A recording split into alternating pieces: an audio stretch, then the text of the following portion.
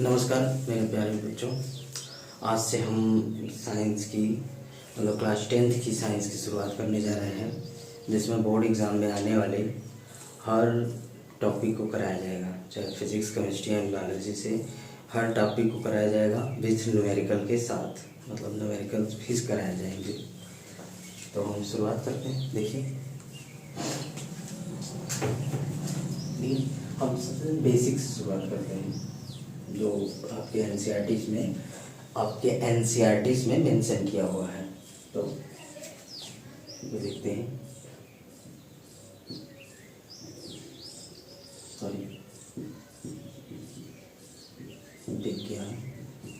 विज्ञान शब्द की उत्पत्ति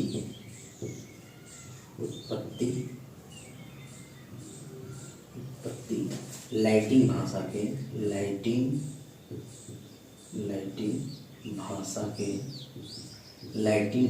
के स्कायर या साइंटिया से हुई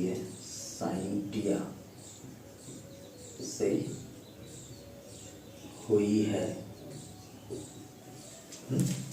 विज्ञान शब्द की उत्पत्ति लैटिन भाषा के स्कायर या साइंटिया से हुई है, जिसका अर्थ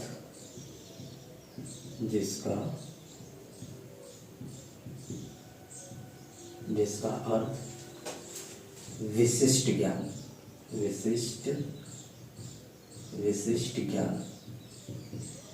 या विशेष प्रकार का ज्ञान या जानना होता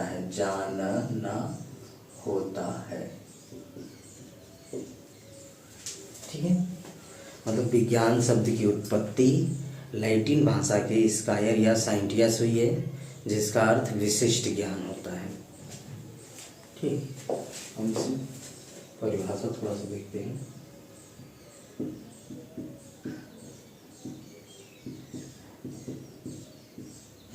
परिभाषा देखते हैं।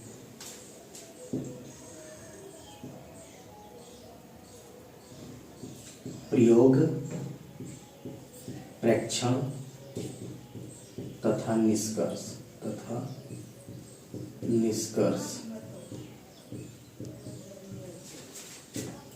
से प्राप्त प्रयोग, प्रेक्षण तथा निष्कर्ष से प्राप्त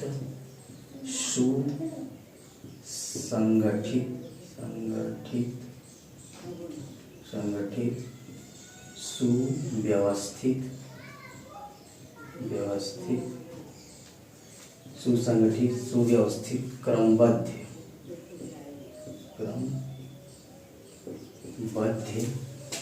ज्ञान को विज्ञान कहते हैं। विज्ञान कहते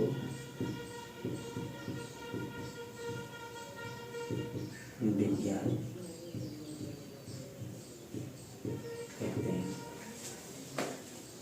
मेरे प्यारे बच्चों, ध्यान से सुनिए। मतलब हम विज्ञान की डेफिनेशन देने के लिए बहुत पुरानी परिभाषा है, सभी लोग यही बताते हैं, लगभग हर इंस्टीट्यूट में यही बताया जाता है कि प्रयोग, किसी चीज़ को हम नज़दीक से देखेंगे तो प्रैक्टिकल करेंगे,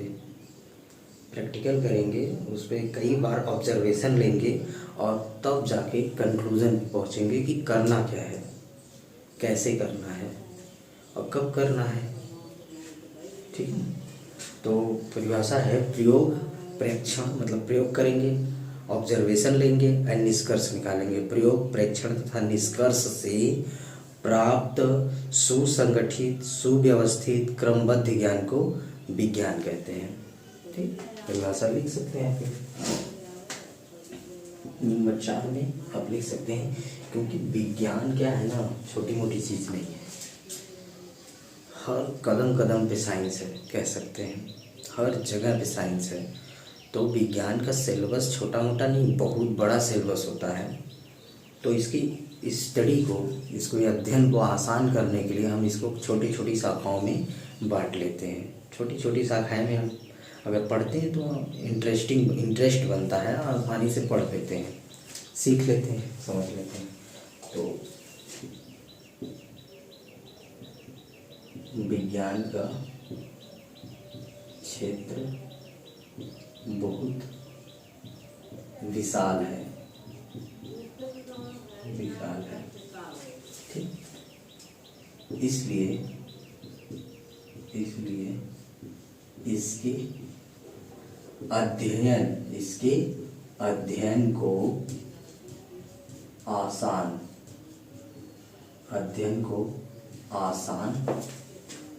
बनाने के लिए इसे कई शाखाओं में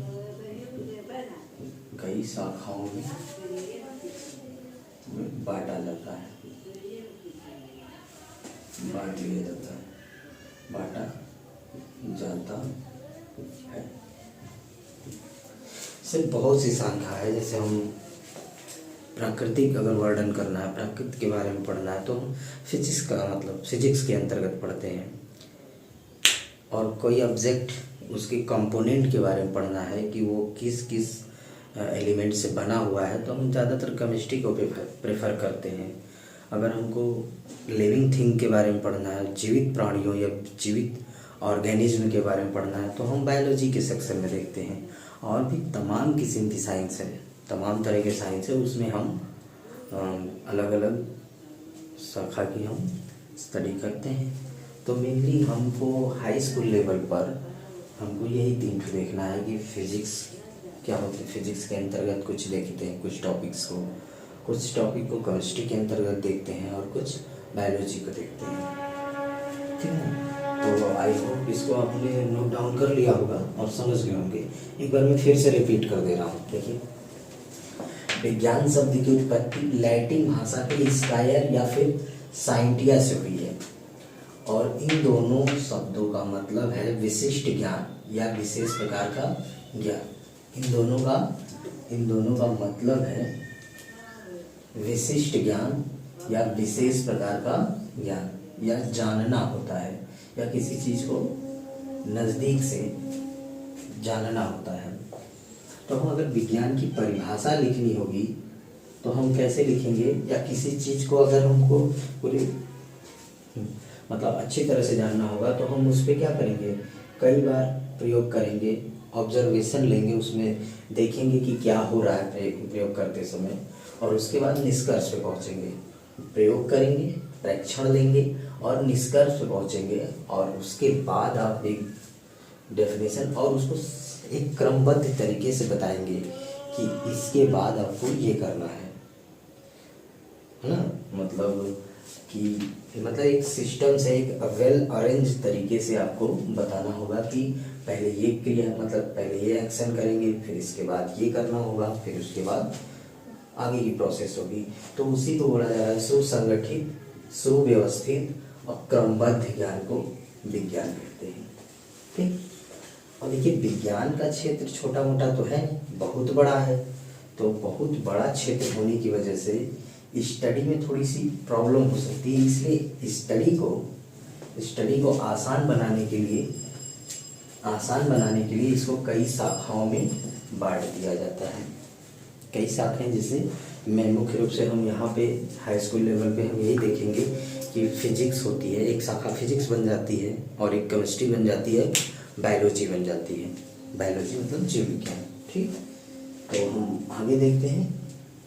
सो आप नोट डाउन करना है तो कर लीजिए।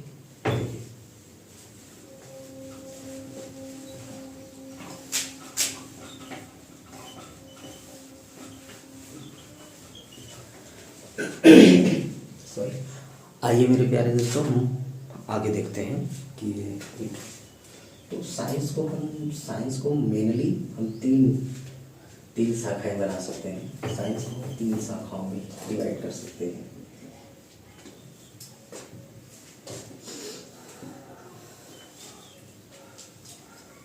आइए गौर से देखिएगा प्यारे बच्चों। एक तो बन सकता भौतिक विज्ञान,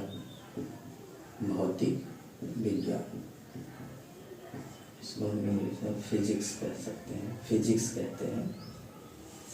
एक रसायन विज्ञान, केमिस्ट्री,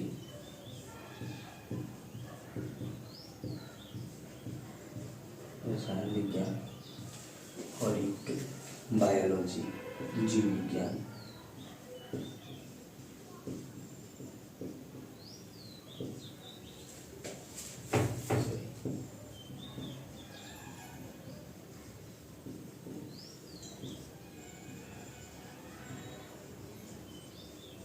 बायोलॉजी।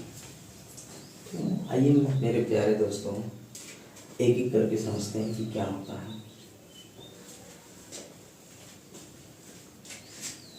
देखिए मेरे प्यारे दोस्तों, भौतिक विज्ञान में हम प्राकृतिक घटनाओं का अध्ययन करते हैं। भौतिक विज्ञान में प्राकृतिक घटनाओं का करते हैं। जैसे कोई ऑब्जेक्ट है, उसको थ्रो करेंगे, किसी दूसरे ऑब्जेक्ट पे अगर थ्रो करेंगे तो क्या रिएक्शंस होंगे। मतलब किसी वस्तु को हम दूसरी किसी वस्तु पर फेंकेंगे तो वहाँ पे क्या एनर्जी होगी, क्या होगी। तो कुल मिला जुला के इसमें प्राकृतिक घटनाओं का अध्ययन करते हैं। इसे प्रकृति विज्ञान भी कहते हैं। प्रकृति विज्ञान भी कहते हैं।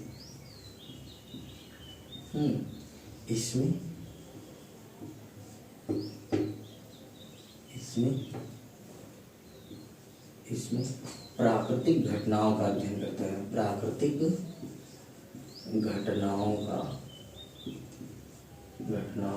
अध्ययन किया जाता है।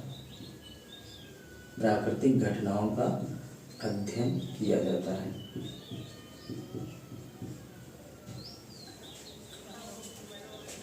ठीक है, इसको नेचर साइंस कहते हैं। प्राकृतिक घटनाओं का अध्ययन करते हैं। इसमें पदार्थ मतलब मैटर, पदार्थों एवं उसकी ऊर्जा तथा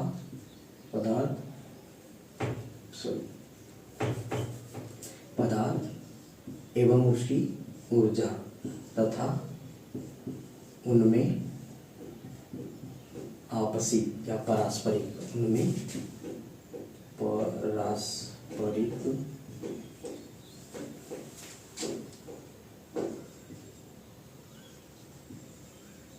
संबंधों का अध्ययन किया जाता है। ठीक है, पारस्परिक संबंधों का अध्ययन किया जाता है।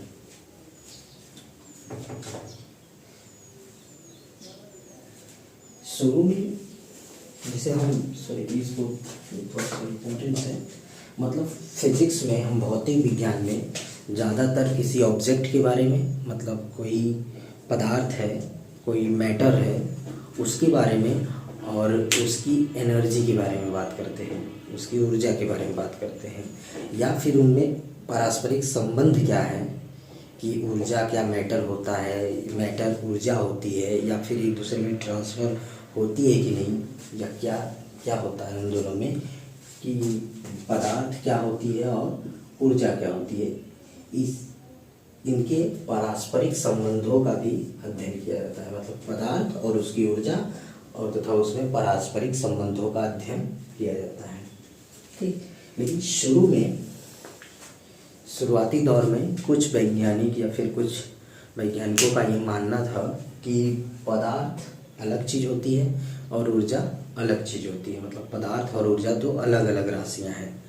लेकिन आइंस्टीन ने इसको अपनी थ्योरी के अकॉर्डिंग द्रव्यमान ऊर्जा समीकरण दिया और बताया। अपने द्रव्यमान ऊर्जा समीकरण सिद्धांत के हिसाब से आधार पे उन्होंने बताया कि पदार्थ और उसकी ऊर्जा दो अलग अलग राशि नहीं, बल्कि एक ही राशि के दो रूप हैं। एक ही राशि के दो रूप हैं। ठीक है ना। मतलब शुरुआती दौर में इसको अलग राशि मानी जाती थी, लेकिन अभी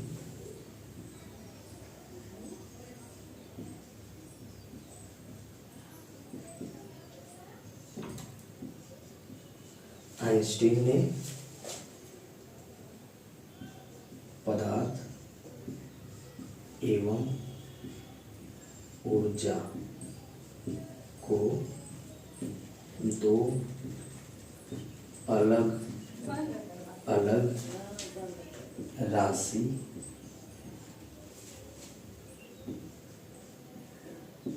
न मानकर इन्हें एक ही राशि के दो रूप माने।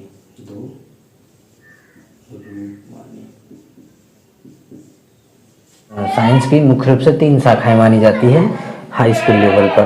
तो भौतिक विज्ञान, रसायन विज्ञान और जीव विज्ञान। ठीक, तो भौतिक विज्ञान के बारे में देखते हैं। भौतिक विज्ञान एक प्रकार का प्रकृति विज्ञान होता है। भौतिक विज्ञान को प्रकृति विज्ञान भी कहते हैं।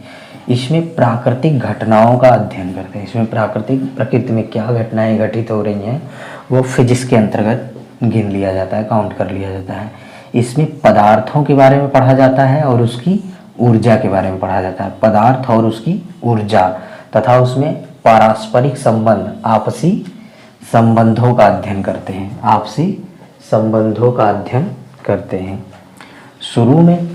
शुरुआती दौर में पदार्थ और ऊर्जा दो अलग अलग राशि मानी जाती थी, लेकिन आइंस्टीन ने पदार्थ और ऊर्जा को दो राशि न मानकर एक ही राशि के दो रूप मान लिए। आइंस्टीन ने क्या माने? आइंस्टीन ने पदार्थ और उसकी ऊर्जा को दो अलग अलग राशि न मानकर इन्हें एक ही राशि के दो रूप मान लिए। एक ही राशि के, इन्होंने बताया कि ये पदार्थ और उसकी ऊर्जा दो अलग अलग राशि न होकर एक ही राशि के दो रूप होते हैं। ठीक, इसलिए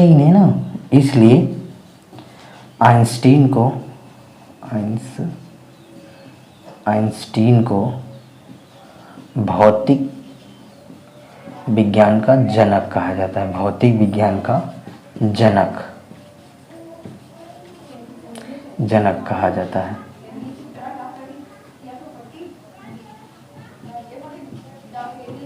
ठीक है ना। आई रिपीट, एक बार हम और कुल मिला जुला के देखते हैं तो जो भौतिक विज्ञान है उसमें हम प्राकृतिक घटनाओं का अध्ययन करते हैं, पदार्थों के बारे में पढ़ते हैं, उसकी ऊर्जा के बारे में पढ़ते हैं और उसमें आपसी संबंध के बारे में पढ़ते हैं।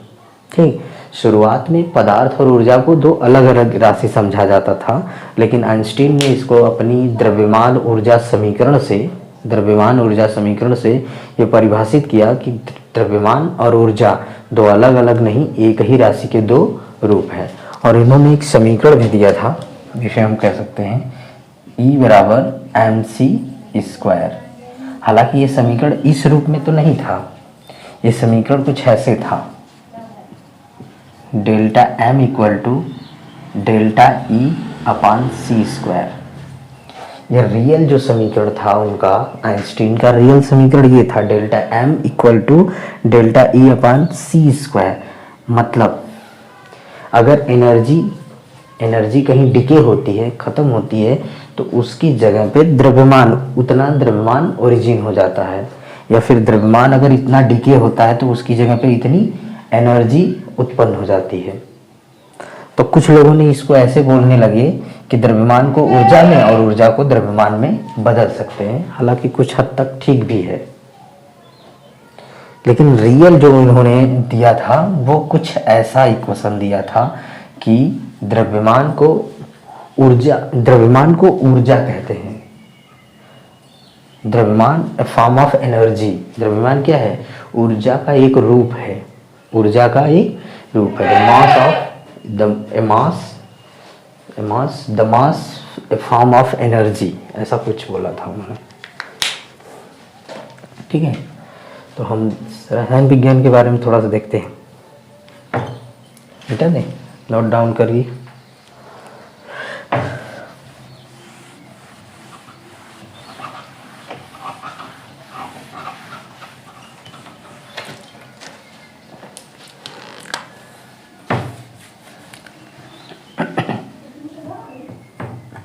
देखिए, रसायन विज्ञान क्या है? कह सकते हैं विज्ञान की वह शाखा है जिसमें हम पदार्थों के बारे में पढ़ते हैं और उसकी ऊर्जा के बारे में, पदार्थ और उसका संगठन के बारे में पढ़ते हैं।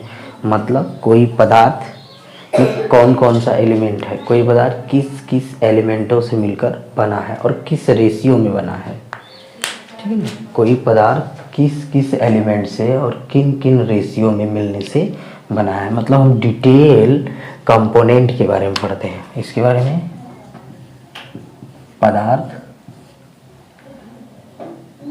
तथा इसके तथा इसके संगठन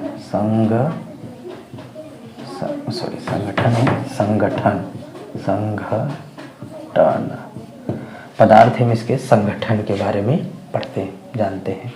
मतलब ये कौन कौन से एलिमेंट से मिलकर बना है और किन किन रेशियो में मिलने से बना है। ठीक है,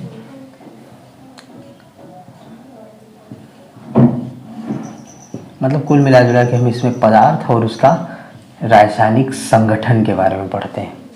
माना जाता है कि रसायन, आगे देखते हैं रसायन विज्ञान के बारे में। रसायन विज्ञान पदार्थों के बारे में और उसका संगठन के बारे में अध्ययन होता है।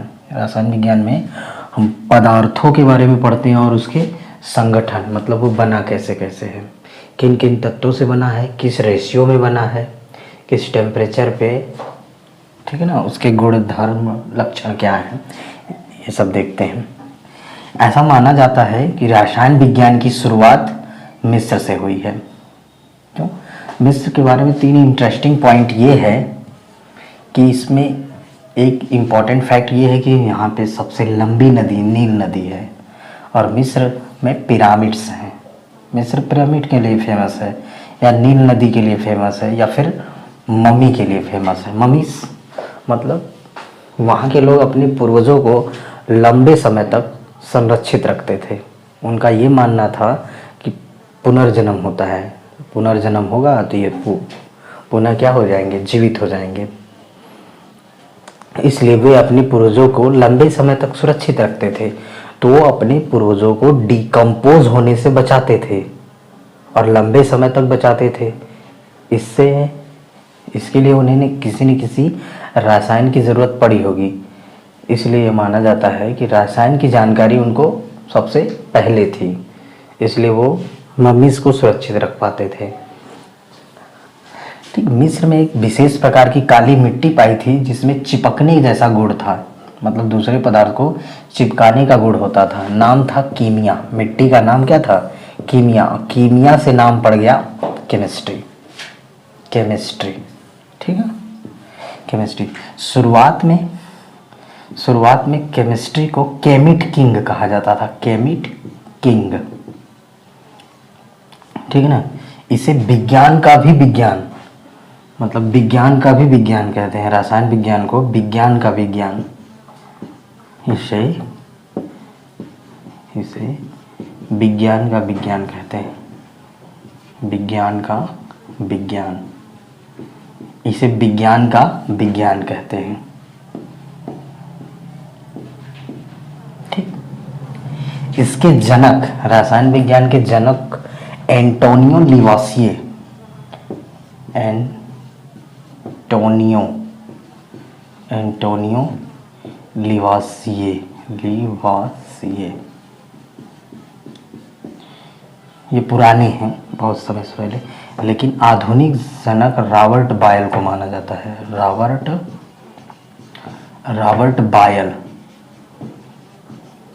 ये आधुनिक जनक,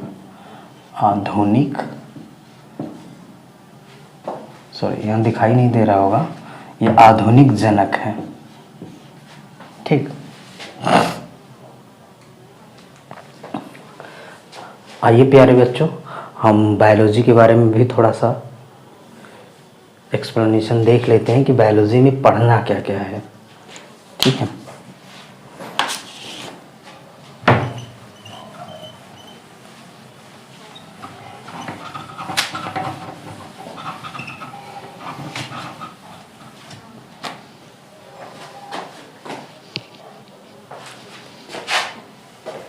देखते हैं बायोलॉजी। बायोलॉजी। बायोलॉजी को हम थोड़ा सा इसको शब्दों को तोड़ के देखते हैं।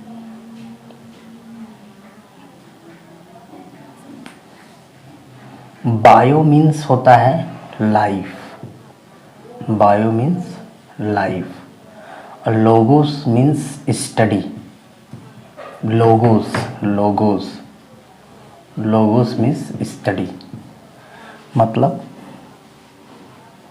Life, study of life, study of life, study of life मतलब जीवन का अध्ययन, जीवन का अध्ययन, जीवन का अध्ययन मतलब जीवधारियों का अध्ययन, जीवधारियों का अध्ययन।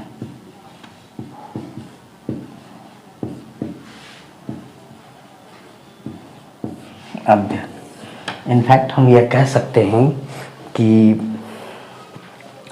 बायोलॉजी विज्ञान की वह शाखा है जिसके अंतर्गत हम सारे जीवधारियों का अध्ययन करते हैं, सभी जीवधारियों का अध्ययन करते हैं, चाहे वो एक कोश की हो, बहुकोश की हो, प्लांट हो या फिर एनिमल हो। ठीक, सारे लिविंग ऑर्गेनिज्म का हम स्टडी बायोलॉजी में करते हैं। ठीक है, आई होप ये समझ में आया होगा। बायो को तोड़ के देखते हैं तो BIOS means life, logos means logy मतलब लोगोस, लोगोस मीन्स स्टडी, हाँ लोगोस मीन्स स्टडी, तो स्टडी ऑफ लाइफ या जीवन का अध्ययन, इन मीन्स जीवधारियों का अध्ययन, मतलब जीवधारियों का अध्ययन। ठीक है, अब बायोलॉजी का हम जीवधारियों का अध्ययन कहते हैं। बायोलॉजी जीवधारियों का अध्ययन होता है, मतलब हम जीवधारी किसे कहेंगे। इसमें दो पार्ट्स बन सकते हैं, एक लिविंग थिंग्स, एक non living things. Non living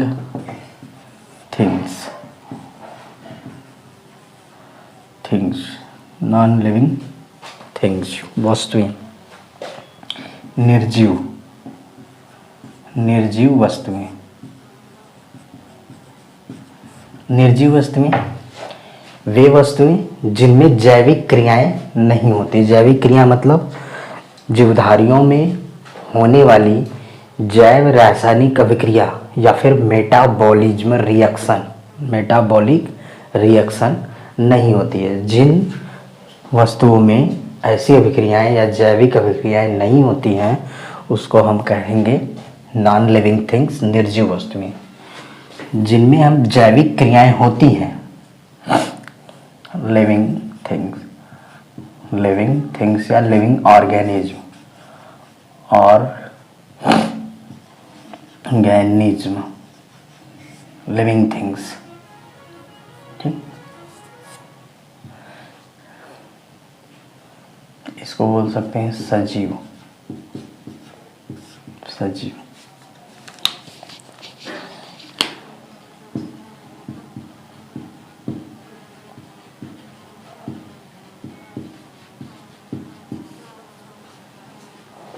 life process कह सकते हैं हम कि वे वस्तुएं जिनमें जैविक क्रियाएं होती हैं, जैव प्रक्रम होता है, मतलब श्वसन होता है, परिवहन होता है, उत्सर्जन होता है, जनन होता है, इनफैक्ट पाचन होता है। ठीक है ना, ये सारी क्या है, जैविक क्रियाएं जिनमें होंगी उसको सजीव और जिसमें नहीं होंगी वो निर्जीव। जैविक क्रियाएं जैसे पाचन, श्वसन, परिवहन,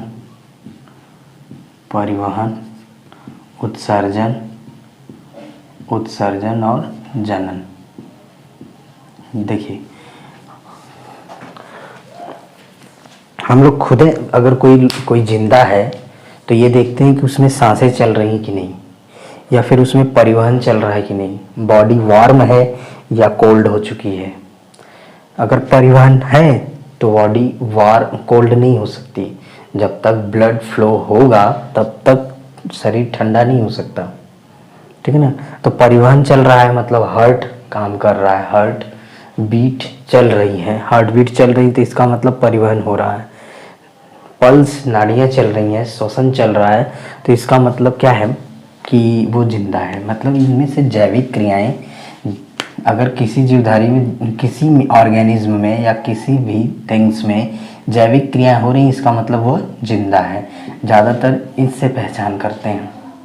देखिए जीवधारी में पाचन भी होता है, श्वसन भी होता है, परिवहन, उत्सर्जन, लेकिन ये चारों की चारों इतनी इम्पोर्टेंस है, पाचन, श्वसन, परिवहन, उत्सर्जन बहुत ही इम्पोर्टेंट है। इनके बिना किसी भी जीवधारियों का जीवन असंभव है, कह सकते हैं, नहीं जिंदा रह सकता है।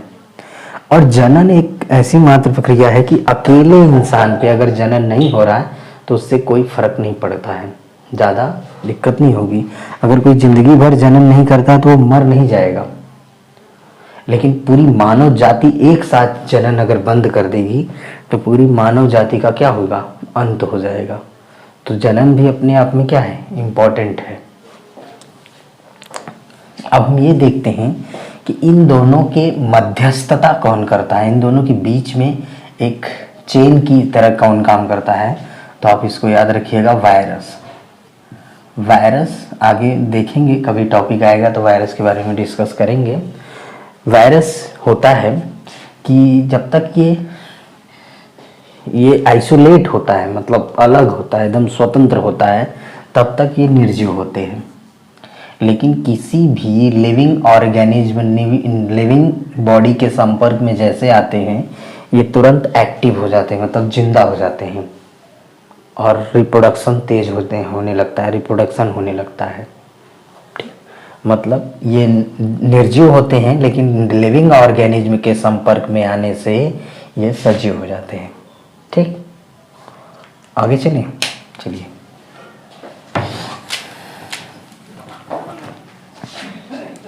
देखिए अब सजीव में भी दो टाइप के हो सकते हैं। एक होता है एनिमल जंतु, एक जंतु, और एक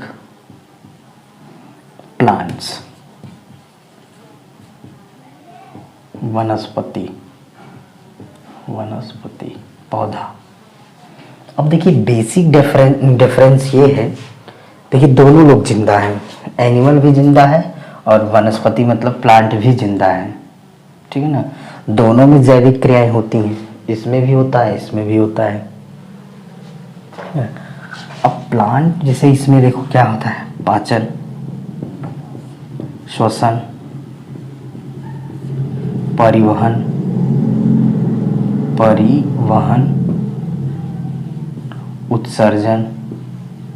उत्सर्जन और जनन। इधर भी बायो प्रोसेस होता है, जैसे में प्रकाश संश्लेषण, श्वसन, परिवहन, उत्सर्जन, जनन। देखिए न्यूट्रिशन को छोड़कर, पाचन क्या है, न्यूट्रिशन प्रोसेस, न्यूट्रिशन को छोड़कर इसमें पाचन होता है और उसमें फोटोसिंथेसिस, प्रकाश संश्लेषण होता है। बाकी सारी की सारी बायो प्रोसेस सेम होती है। श्वसन इसमें भी होता है, श्वसन इसमें भी होता है, परिवहन इसमें भी होता है, परिवहन इसमें भी होता है, उत्सर्जन इसमें भी है, उत्सर्जन इसमें भी है, जनन यहाँ भी है, जनन यहाँ भी है। डिफरेंस आप देख सकते हैं तो थोड़ा सा यहाँ पे है। न्यूट्रिशन ये खुद करते हैं अपना, आप लोग पढ़े, पेड़ पौधे अपना भोजन खुद से बनाते हैं, लेकिन हम लोग पेड़ पौधों द्वारा भोजन को न्यूट्रिशन के रूप में लेते हैं। जैसे पोषण, मतलब न्यूट्रिशन होता है, पोषण होता है, ठीक है।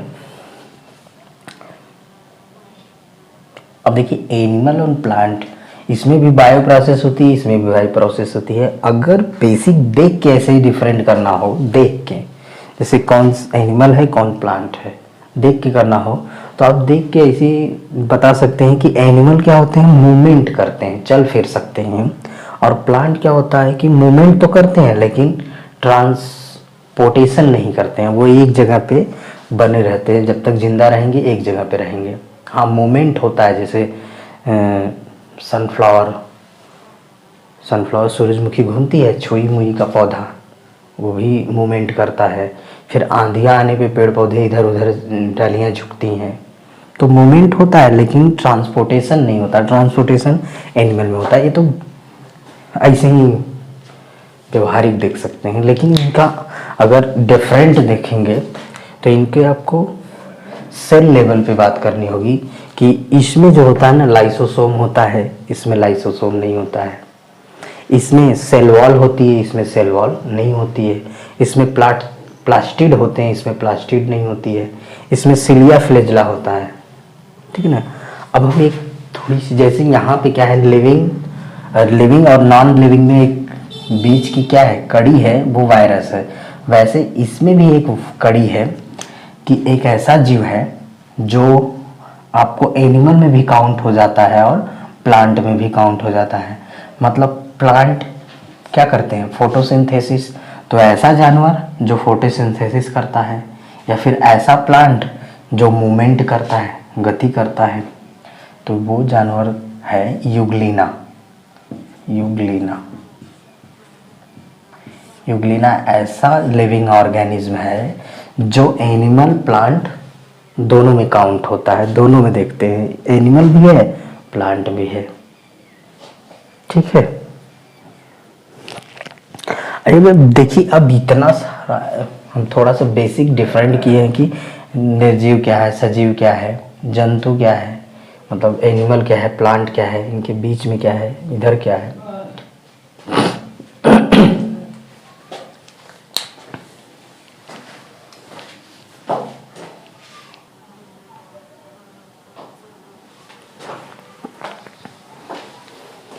देखिए मेरे प्यारे बच्चों कि क्या है कि लिविंग ऑर्गेनिज्म अब दो टाइप के हो सकते हैं, एक दोनों बोथ एनिमल एंड प्लांट। एक तो हो सकता है एक कोशिकी यूनिसेलुलर एक कोशिकी ऑर्गेनिज्म, और एक होता है बहुकोशिकी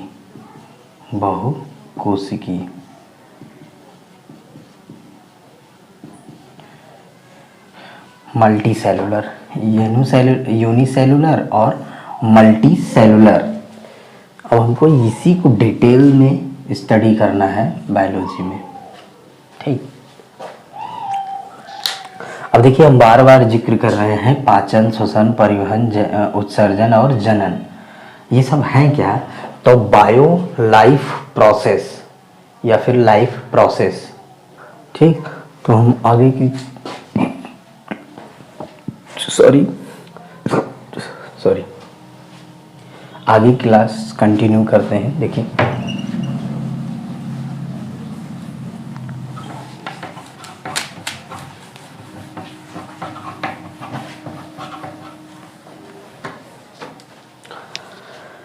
हम शुरुआत साइंस से किए थे, साइंस की 3 ब्रांच बनी, फिजिक्स, केमिस्ट्री, बायोलॉजी। अब हम बायोलॉजी को ही आगे कंटिन्यू करते हैं क्योंकि बच्चों का डिमांड होता है कि बायोलॉजी स्टडी शुरुआत कीजिए बायोलॉजी से, तो बायोलॉजी कुछ चैप्टर बायोलॉजी कर लेते हैं और फिर इसके बाद फिजिक्स कर लेंगे, फिर कुछ चैप्टर केमिस्ट्री। हम कंप्लीट कोर्स करा देंगे आपको विथ न्यूमेरिकल्स, जहाँ जहाँ न्यूमेरिकल्स मिलेंगे आपको न्यूमेरिकल भी कराया जाएगा। बोर्ड एग्ज़ाम से पहले हम कंप्लीट दे देंगे आपको, इनफैक्ट जनवरी से पहले, यूपी बोर्ड के लिए जनवरी से पहले आपको कंप्लीट सिलेबस हो जाएगा, ठीक, घबराइए नहीं।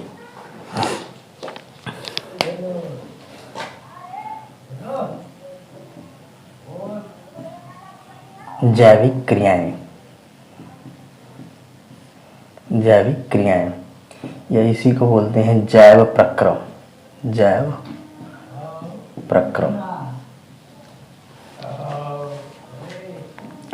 प्रक्रम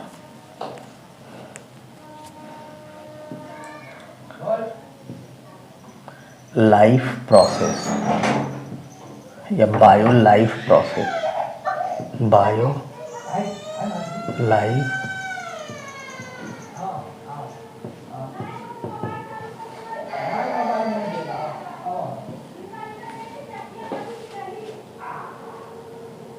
बायो लाइफ प्रोसेस, जैविक क्रियाएं, जैव प्रक्रम।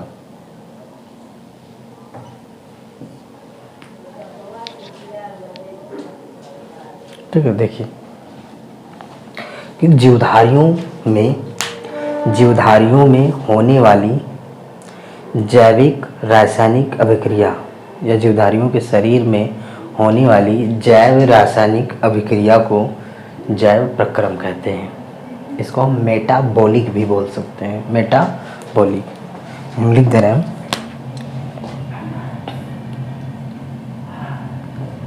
जीवधारियों में होने वाली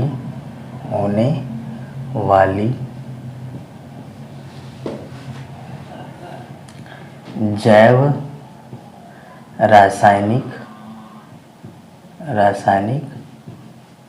अभिक्रिया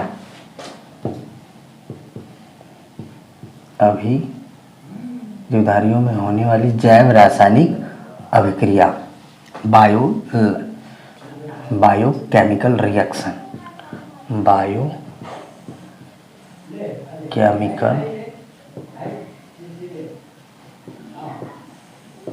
बायोकेमिकल रिएक्शन, जीवधारियों में होने वाली जैव रासायनिक अभिक्रिया या बायोकेमिकल रिएक्शन, जिससे जीवधारी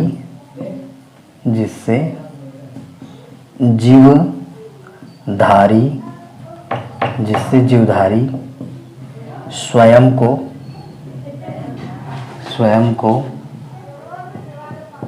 जीवित रखते हैं,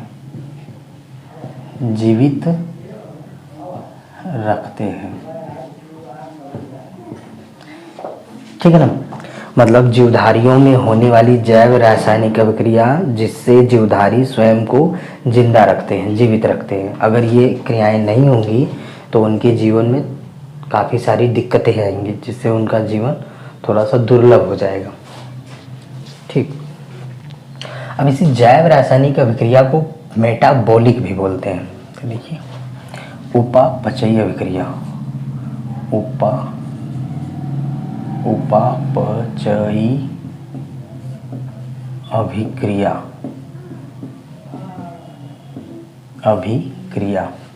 मेटाबॉलिक,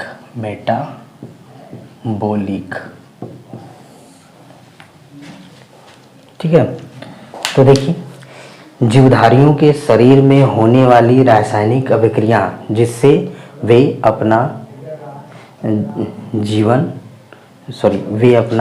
अपने आप को जिंदा रख सकते हैं, जीवित रख सकते हैं, ठीक है ना। वही है मेटाबॉलिक रिएक्शन, रासायनिक अभिक्रिया, biochemical reaction,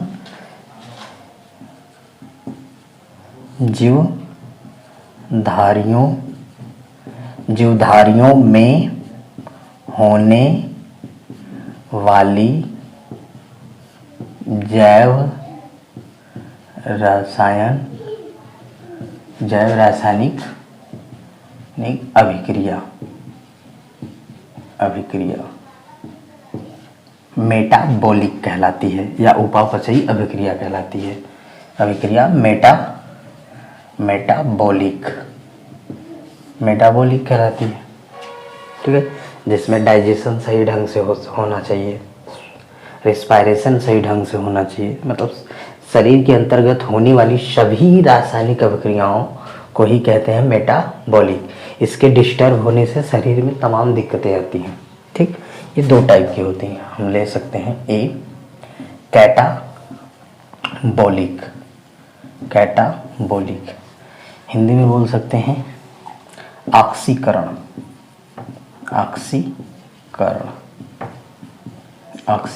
reaction, metabolic reaction. इसमें क्या है कैटाबोलिज्म में क्या होता है, जटिल कंपाउंड, जटिल अणु टूटकर छोटे छोटे अणु में परिवर्तित हो जाते हैं। मतलब एक का जटिल, जटिल मतलब बड़ा अणु टूटकर छोटे छोटे अणुओं में परिवर्तित हो जाते हैं या छोटे अणुओं में टूट जाते हैं।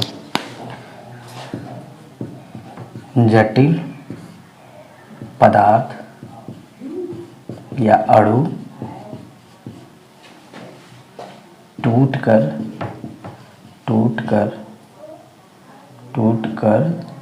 छोटे एवं सरल अणुओं में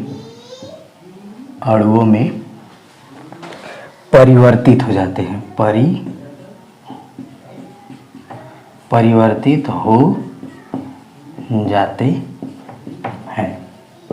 जैसे में देखिए पाचन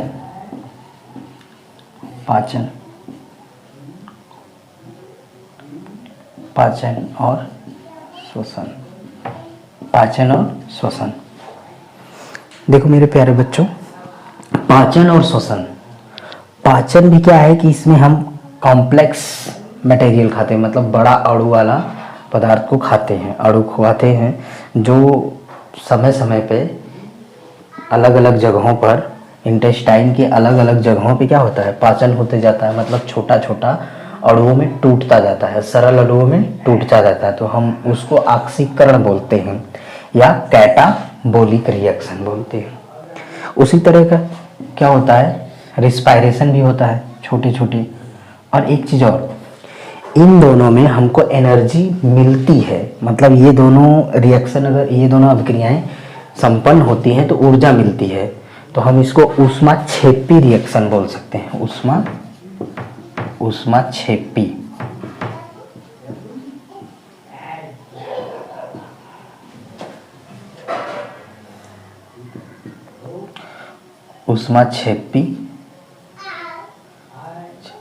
अभिक्रिया, ठीक, बात समझ में आ रही है। कैटाबोलिक, इसमें देखिए नाम से ही स्पष्ट है, आप थोड़ा सा ट्रिक के बेस पे देख लेंगे तो कैटाबोलिक मतलब काट के छोटा छोटा, कैटाबोलिक मतलब काटना, काट के छोटा छोटा अणु में परिवर्तित होना, वही क्या है, कैटाबोलिक या ऑक्सीकरण। छोटे छोटे अणु में टूटना ऑक्सीकरण कहलाता है। और इन दोनों अभिक्रिया के बाद एनर्जी निकलती है तो ऊष्माक्षेपी रिएक्शन। ठीक, हम आगे थोड़ा सा देखते हैं दूसरा पॉइंट।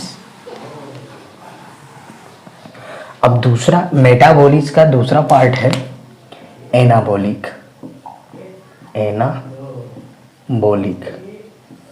इसको अपचयन बोलते हैं, अपचयन अभिक्रिया। अपचयन अभिक्रिया में क्या है, अपचयन अभिक्रिया में क्या है कि सरल एवं छोटे अणु संश्लेषित होकर, मतलब जुड़कर बड़े अणु का निर्माण करते हैं। सरल एवं छोटे अणु संश्लेषित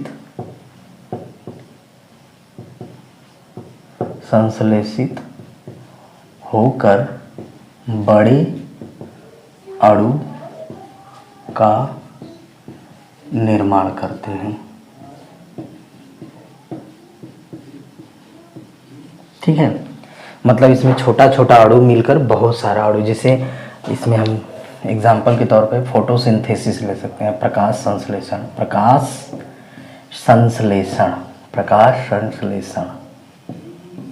ठीक, आप अच्छी तरह से जानते हैं, छोटी कक्षाओं से भी पढ़ते आ रहे हैं प्रकाश संश्लेषण क्या है।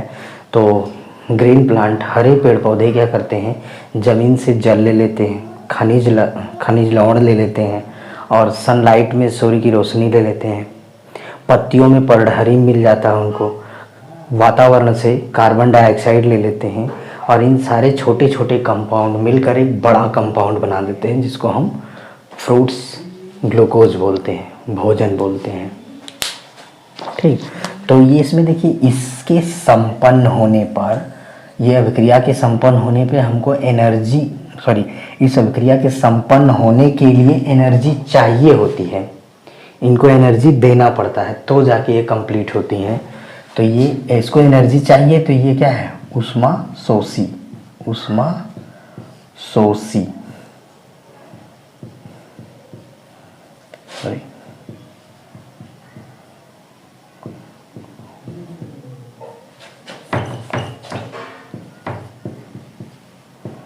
ऊष्मा शोषी, ऊष्मा शोषी अभिक्रिया, मतलब ये ऊष्मा को लेती है। ठीक है,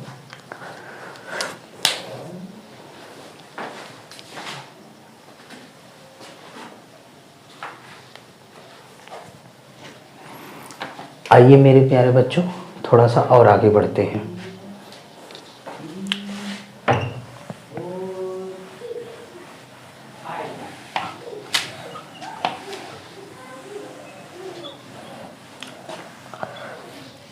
अभी तक हमने देखा ये है कि शरीर में, जीवधारियों के शरीर में मेटाबॉलिक रिएक्शन होता है, bio life process, biochemical reactions होते हैं जिससे जीवधारी अपने आप को जिंदा रखते हैं। और बायो मेटाबॉलिक को दो पार्ट में हमने बांटा, कैटाबॉलिक और एनाबॉलिक, आपको बता दिए हैं। आगे की क्लास देखें। अब हम थोड़ा सा न्यूट्रिशन के बारे में पढ़ते हैं। न्यूट्रिशन क्योंकि हमको आगे डाइजेस्टिव सिस्टम देखना है, रिस्पायरेशन देखना है और भी सर्कुलेशन वगैरह देखना है, तो उसके लिए हमको न्यूट्रिशन के बारे में पता होना चाहिए। तब कि न्यूट्रिशन नहीं पता होगा तो हम आगे कैसे आपको समझाएंगे कि ये चीज़ डाइजेस्ट होके इसमें आ गई। ठीक है, तो डाइजेशन के लिए, रिस्पायरेशन के लिए आगे की जितनी प्रोसेस है, लाइफ प्रोसेस, उसको अच्छे से समझने के लिए हमको न्यूट्रिशन के बारे में थोड़ा सा जानना है। देखिए, पोषक पदार्थ, पोषक पदार्थ, न्यूट्रिशन। देखिए मेरे प्यारे बच्चों, हम न्यूट्रिशन मतलब जिससे हमारा शरीर का विकास होता है, हमारे शरीर को जिस पदार्थ की ज़रूरत होती है, जिसको खाने पीने से हमारा शरीर में परिवर्धन एवं विकास होता है, तो हम कह सकते हैं वे पदार्थ जिससे जीवधारियों का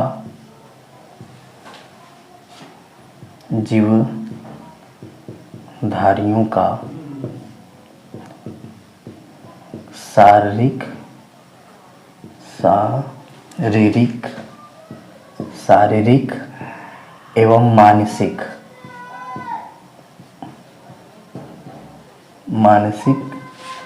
वृद्धि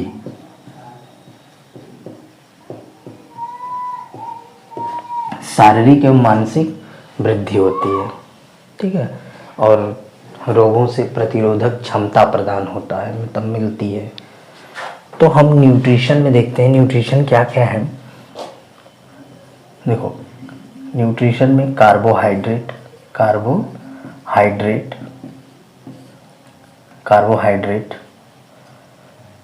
वसा, प्रोटीन, विटामिन एवं खनिज लवण।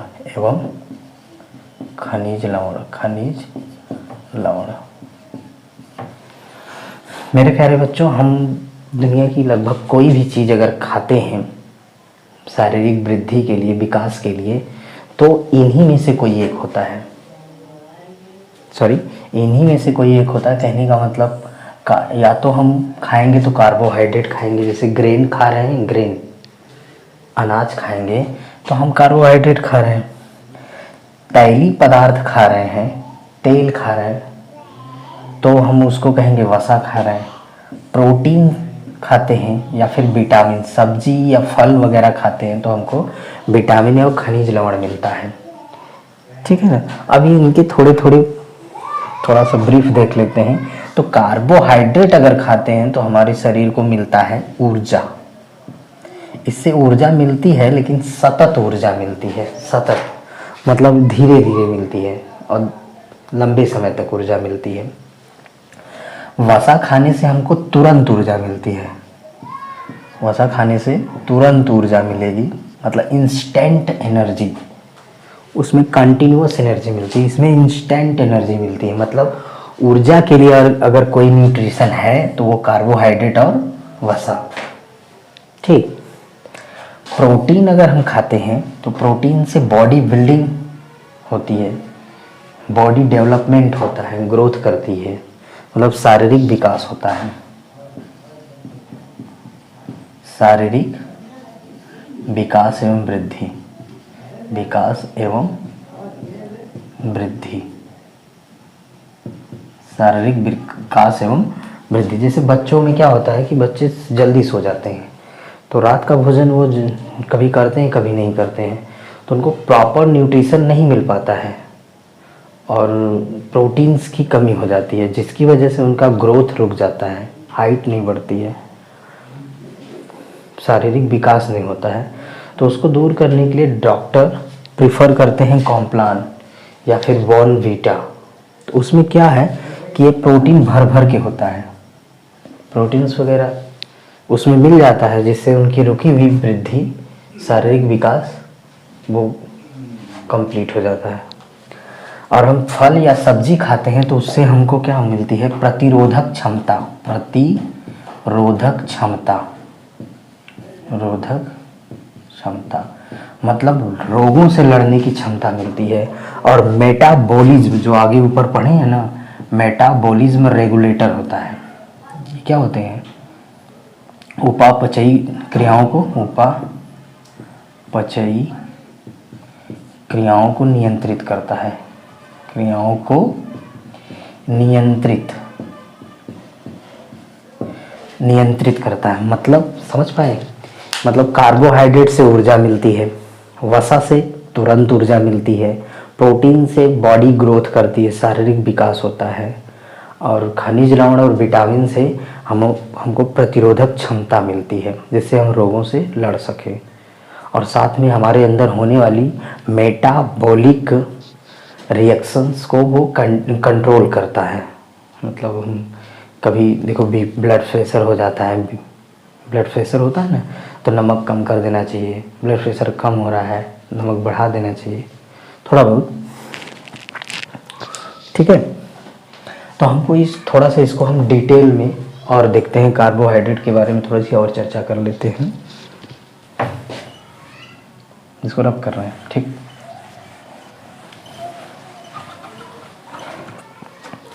आइए मेरे प्यारे बच्चों, हम कार्बोहाइड्रेट को थोड़ा सा डिटेल में देखेंगे। कार्बोहाइड्रेट के और नामों से जाना जाता है, या तो कार्बोहाइड्रेट बोलो या फिर उसको सैकेराइड बोलते हैं, सैकेराइड, या फिर इसको शुगर बोलते हैं, शुगर, शर्करा, शुगर, शर्करा।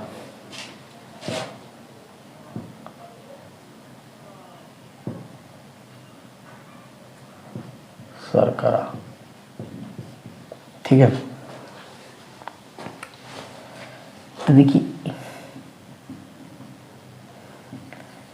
एक ग्राम अणु मतलब 1 ग्राम कार्बोहाइड्रेट से लगभग 4.2 किलो कैलोरी ऊर्जा मिलती है। मतलब कार्बोहाइड्रेट का 1 ग्राम अणु अगर हम खाएंगे तो हमको 4.2 किलो कैलोरी ऊर्जा मिलती है, और कंटिन्यूअस मिलेगी। ठीक है, हम देखते हैं सबसे, एक मिनट, तो इसमें बांड पाया जाता है। जैसे कार्बोहाइड्रेट के बीच में एक बांड होता है, तो इसको ग्लाइकोसिडिक बांड बोलते हैं। इसमें कार्बोहाइड्रेट में जो बंद होता है ना, वो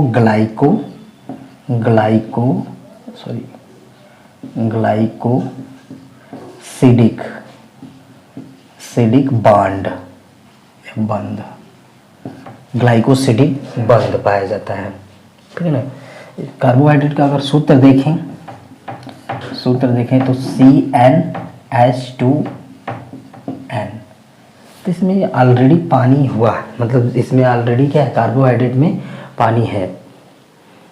तो डॉक्टर की प्रेफरेंस है खाना खाने के बाद ज़्यादा पानी नहीं पीना चाहिए, क्योंकि इसमें पानी इनबिल्ट होता है। कार्बोहाइड्रेट खाएंगे तो उसमें पानी रहता है, ठीक है ना। अब इसको हम नंबर देते हैं C1H2O, मतलब नंबर 1 तो लिखते नहीं हैं, तो ये खाने लायक नहीं है, ये पी सकते हैं। C2H4O2, ये भी हम खाने लायक नहीं है।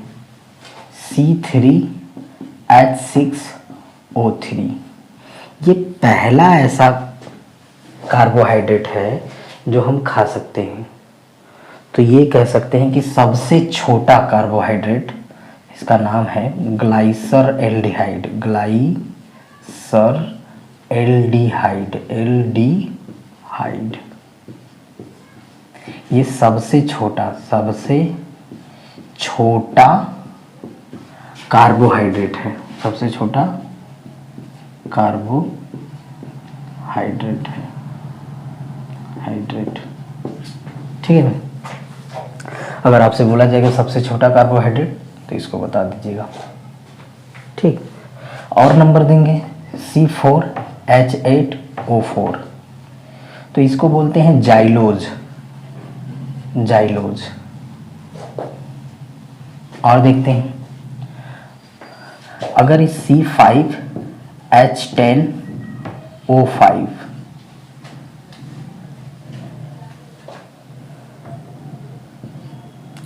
C5H10O4, तो इसको हम राइबोज बोलते हैं, राइबोज।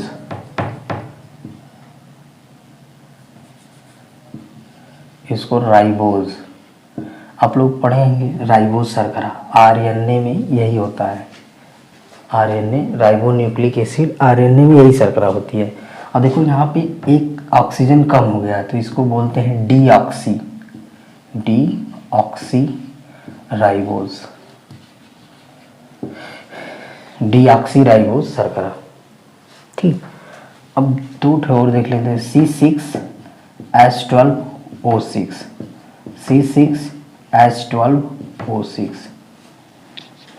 देखो बच्चों, ये होता है एल्डोज ग्रुप का, और ये होता है कीटो ग्रुप का। एल्डोज ग्रुप का, ये होता है कीटोज ग्रुप का। तो इसको हम ग्लूकोज बोलते हैं, ग्लूकोज। आपने ग्लूकोज का फार्मूला बचपन में याद किया होगा, C6H12O6। फ्रक्टोज का भी सेम फार्मूला है, C6H12O6, लेकिन ये कीटो ग्रुप का होता है, इसको बोलते हैं फ्रक्टोज, ठीक है। तो हमने आपको बताया है कार्बोहाइड्रेट, एक ग्राम अणु से हमको 4.2 किलो कैलोरी ऊर्जा मिलती है।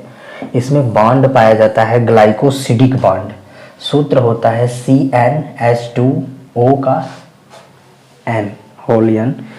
फिर हम आपको बताएं कि एक कार्बन है, ये 2 कार्बन, इसको हम खा नहीं सकते, पी सकते हैं, लेकिन ये जहरीला होता है, ठीक है ना।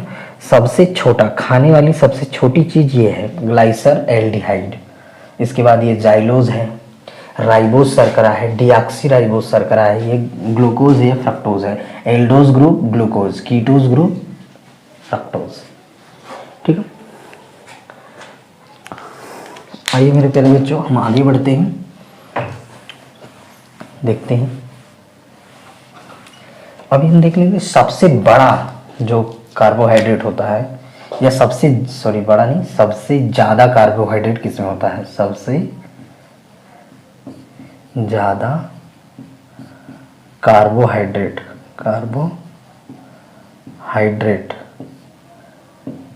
जो कार्बोहाइड्रेट होता है वो हनी में होता है। हनी मतलब शहद।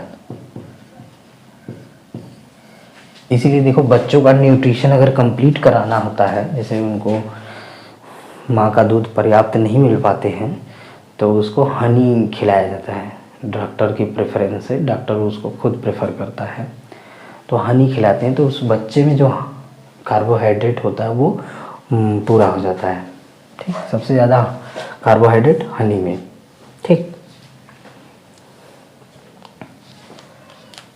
आइए हम कुछ और आगे देखते हैं, कार्बोहाइड्रेट के प्रकार देख लेते हैं। ठीक, देखिए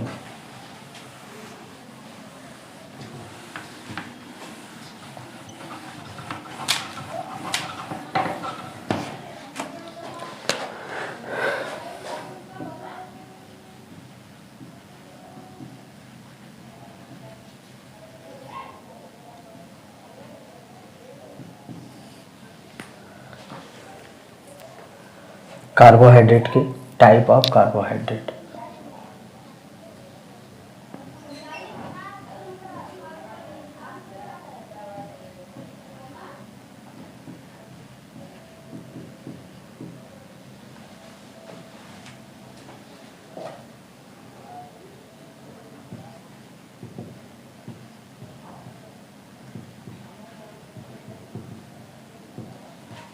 saccharide,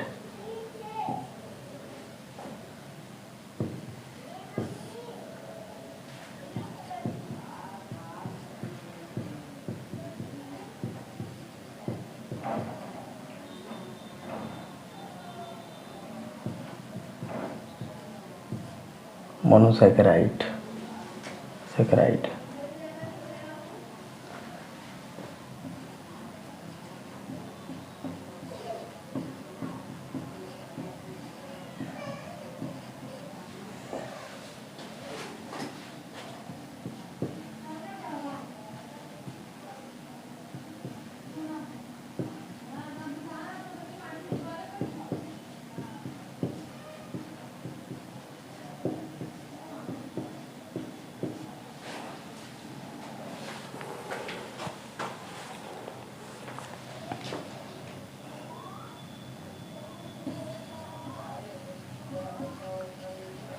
glucose,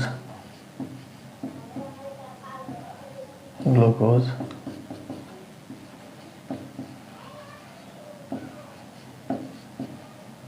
fructose,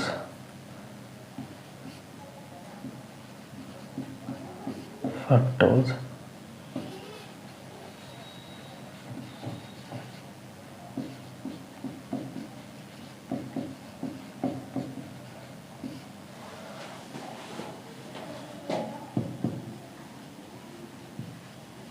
maltose,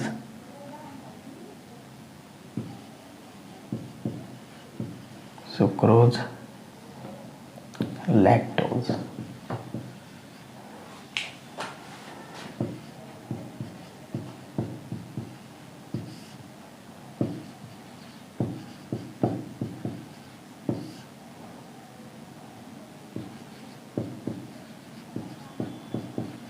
lactose में स्टार्च, ग्लाइकोजन, ग्लाइकोजन, और यहाँ पे होता है सेलुलोज, सेलुलोज।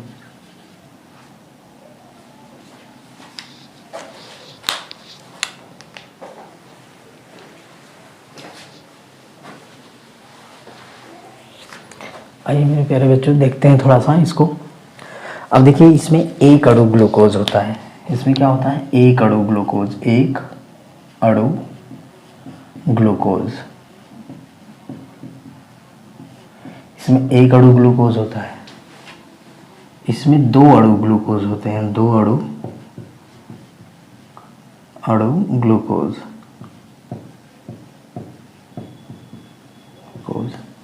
और इसमें बहुत सारे अणु होते हैं, ग्लूकोज के ढेर सारे अणु होते हैं, ग्लूकोज के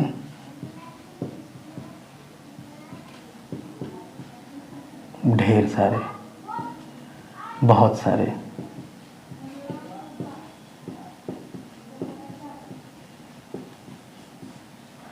इसमें ग्लूकोज के बहुत सारे अणु होते हैं। ठीक,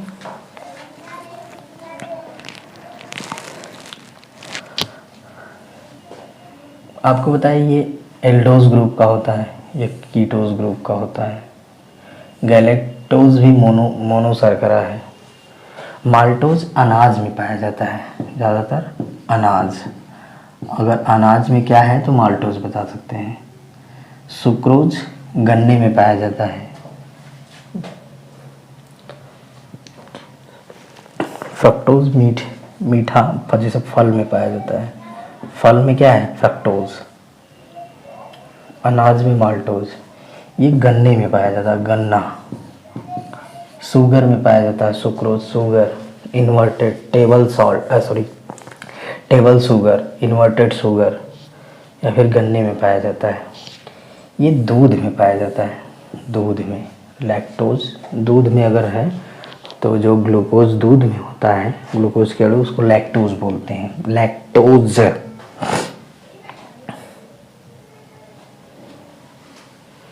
देखिए, जब पेड़ पौधों में ग्लूकोज के बहुत सारे अणु इकट्ठा हो जाते हैं तो उसको ग्लूकोज न कहकर स्टार्च कहते हैं। ये क्या है? पेड़ पौधों में संचित हुआ ग्लूकोज है तो नाम रख दिया गया स्टार्च। और ये जंतुओं में संचित हुआ ग्लूकोज है। जंतुओं में जब बहुत सारा ग्लूकोज इकट्ठा हो जाएगा तो ग्लाइकोजन बोलते हैं। ये लीवर में इकट्ठा हो जाता है। कहाँ? लीवर में।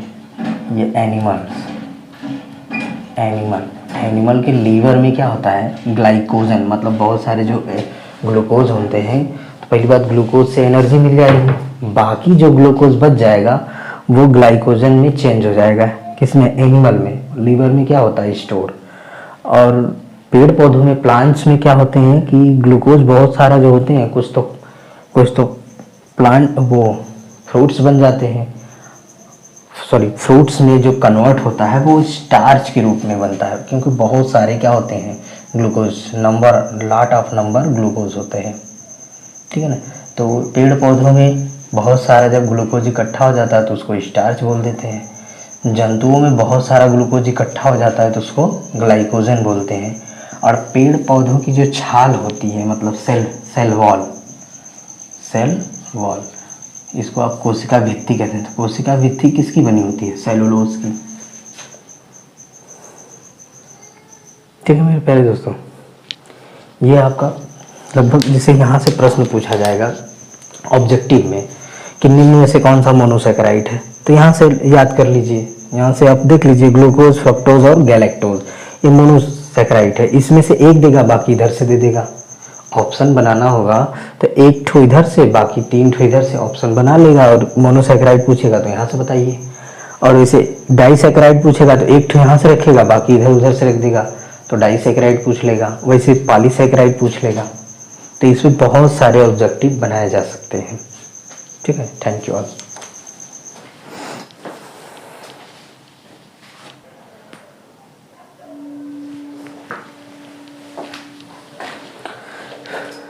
आइए मेरे प्यारे बच्चों, हम अगला न्यूट्रिशन देखते हैं।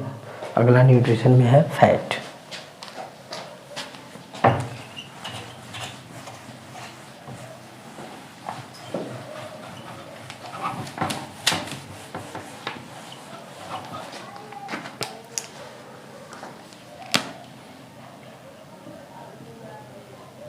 फैट, लिपिड, वसा।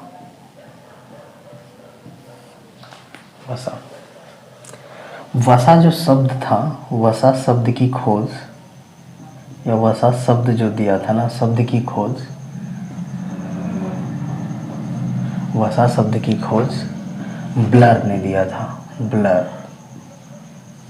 ब्लर ने दिया था। ठीक। वसा की जो इकाई होती है, वसा की इकाई यूनिट, मतलब वसा की इकाई होती है, एक तो होता है ग्लाइसरॉल,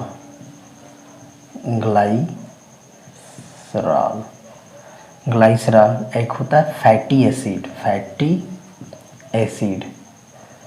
ग्लाइसरॉल बोलते हैं इसको।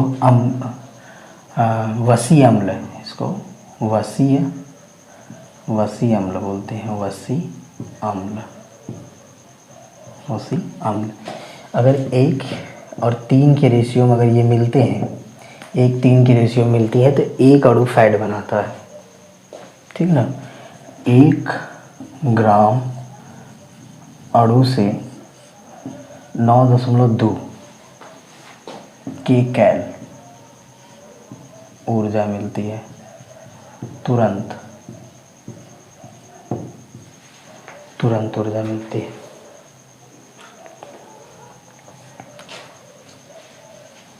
ठीक है, अब वसा के कार्य अभी देखते हैं थोड़ा सा। वो सबसे छोटी वसा देखते हैं। सबसे छोटी वसा,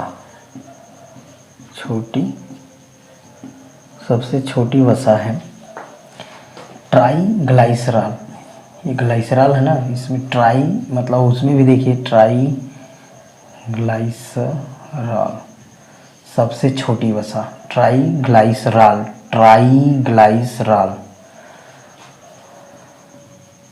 सबसे ज़्यादा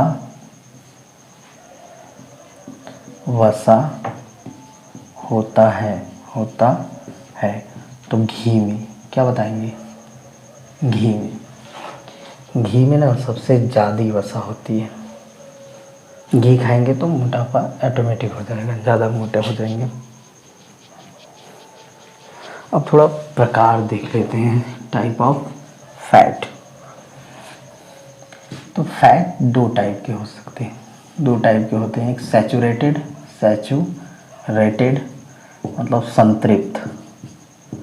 संतृप्त वसा, एक होता है असंतृप्त अनसैचुरेटेड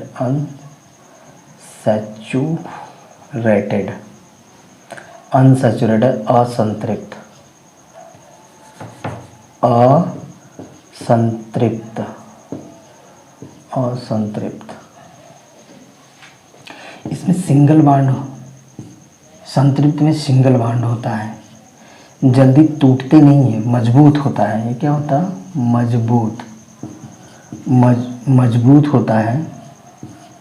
मजबूत होता है, टूटता नहीं है, मजबूत होता है, टूटता नहीं है, ज़्यादा हानिकारक है। क्या है ये? हानिकारक होता है। इसमें डबल बॉन्ड होता है, कमज़ोर होता है। बॉन्ड क्या होता है? कमज़ोर, टूट जाता है, कम हानिकारक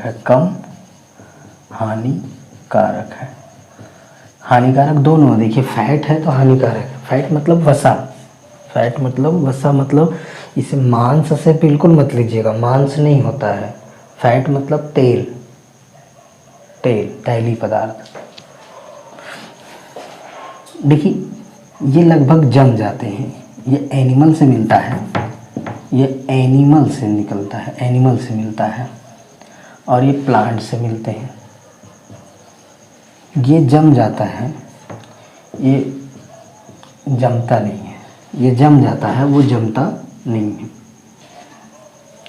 लेकिन कोकोनट ऑयल होता है, कोकोनट ऑयल, वो प्लांट से होते हुए भी क्या होता है? जम जाता है। तो एक्सेप्शन में है कोकोनट ऑयल। और यहाँ पे एनिमल होता है, लेकिन एनिमल होता है, एनिमल ऑयल, लेकिन जमता नहीं है। कैटफिश ऑयल,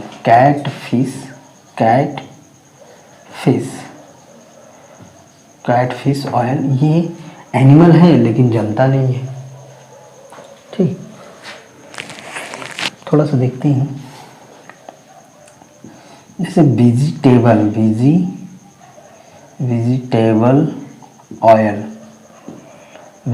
ऑयल में निकेल, हाइड्रोजन, तो ये बनता है वनस्पति घी,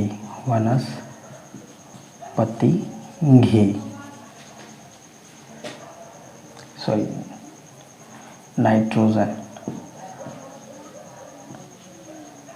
नाइट्रोजन फ्लो करेंगे, नाइट्रोजन कि हाइड्रोजन, वेजिटेबल ऑयल में नाइट्रोजन फ्लो करेंगे तो ये बन जाता है क्या, वनस्पति घी। वेजिटेबल ऑयल वेजिटेबल ऑयल में NaOH कास्टिक मिलाते हैं तो बनता है साबुन CH4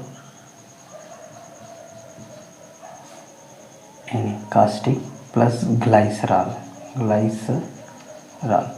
मतलब ये साबुन बना देता है। ऑयल कास्टिक, वेजिटेबल ऑयल में कास्टिक मिलाते हैं तो साबुन बन जाता है। ये क्या है, साबुन। और साबुन उन चिपचिपा पदार्थ होता है वो ग्लिसरॉल है। साबुन लगाते हैं तो चिपचिपा निकलता है तो वो क्या होता है, ग्लिसरॉल। आई होप इतना समझ में आया होगा। आगे देखते हैं।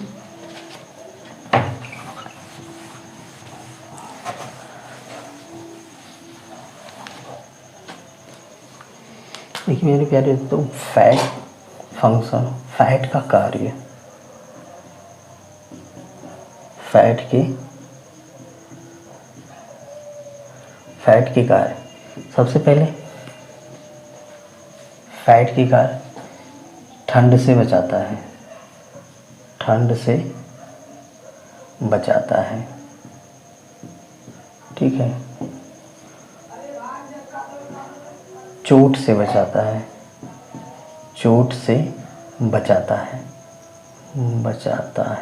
मतलब अगर फैट ज़्यादा है तो जैसे जानवरों को कैसे सब मार देते हैं, गाय भैंस की मोटी चमड़ी होती है, फैट ज़्यादा होता है, मारते हैं तो चोट कम लगती है। ठंड से भी, मतलब जिसकी चमड़ी मोटी कर देते हैं उसको ठंडी कम लगती है, ठंड से बचाता है। इसलिए इसको ऊर्जा, इससे ऊर्जा मिलती है। शरीर को क्या प्रदान करता है, ऊर्जा। अब देखिए फैट है तो इसके कमी से और अधिकता से क्या होगा, नुकसान होगा। तो अधिक होने से, अगर आपने फैट ऑयली चीज़ अधिक खाया है तो अधिकता से ना मोटापा हो जाएगा, मोटापा बढ़ेगा, ठीक है।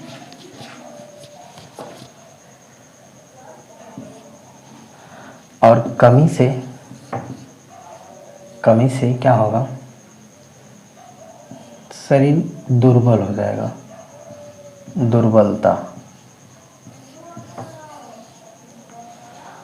दुर्बलता होता है। देखिए इसी का एक पार्ट रहता है जब फैट, देखिए कुछ स्पेशल पॉइंट है।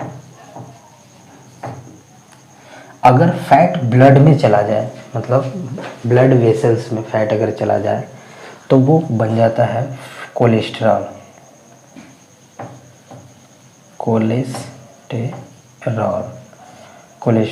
कह सकते हैं फैट इन ब्लड। अगर फैट किस में चला जाए, खून में चला जाए तो उसको बोलते हैं कोलेस्ट्रॉल। और कोलेस्ट्रॉल अगर अधिक हो जाएगा तो वो हार्ट अटैक का कारण बनता है। कोलेस्ट्रॉल से क्या होता है, हार्ट अटैक। इससे क्या दिक्कत होती है, हार्ट अटैक। ये हार्ट अटैक का कारण बनता है।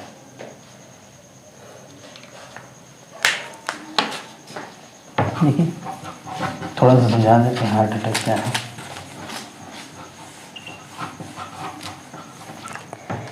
क्या है प्यारे बच्चों, जैसे ये ब्लड वेसल्स है,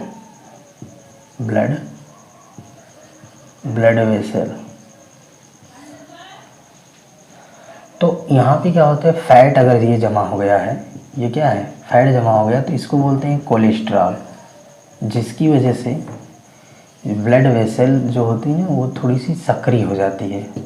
अब यहाँ से जो ब्लड फ्लो करेगा यहाँ से ब्लड, तो यहाँ से वेलोसिटी ज़्यादा हो जाएगी। यहाँ पे क्या है, वेलोसिटी, ब्लड फ्लो तेज़ हो जाएगा। और जहाँ पे ब्लड फ्लो तेज़ हो जाएगा वहाँ पे प्रेशर कम हो जाएगा। और यहाँ पे फ्लो कम हो जाएगा, ब्लड फ्लो इधर अगल बगल में क्या होगा, कम होगा। तो यहाँ पे वेलोसिटी कम तो प्रेशर ज़्यादा, यहाँ वेलोसिटी हाई तो प्रेशर कम। तो ये कहीं ना कहीं जाके हार्ट से जुड़ा है। किससे जुड़ा है? हार्ट से जुड़ा है। तो हार्ट यहाँ से क्या, अगर कभी अगर झटके से खुल रहा है, झटके से बंद हो रहा है, अगर ये झटके से खुलेगा, सडनली बंद हुआ और सडनली खुला, तो यहाँ बहुत स्पीड से फ्लो करेगा ब्लड, बहुत तेज़ी से फ्लो अगर ब्लड कर रहा है तो यहाँ का प्रेशर कम, और आगे स्पीड कम हो जाएगी तो वहाँ का प्रेशर ज़्यादा। तो अचानक हार्ट पे एक धक्का लगता है जिसको हम बोल सकते हैं heart attack. Heart attack,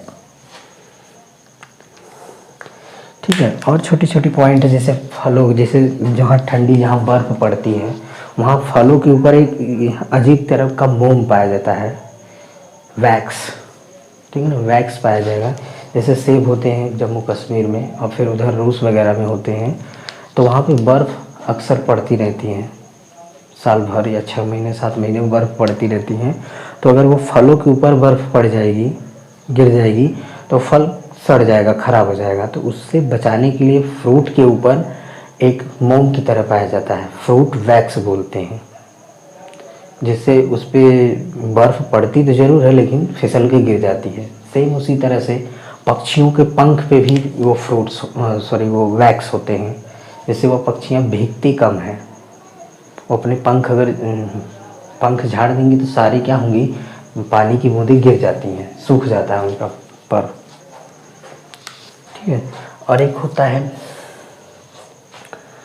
steroid, होता है एक ठो स्टेराइड, स्टेराइड, स्टेराइड, स्टेराइड होता है।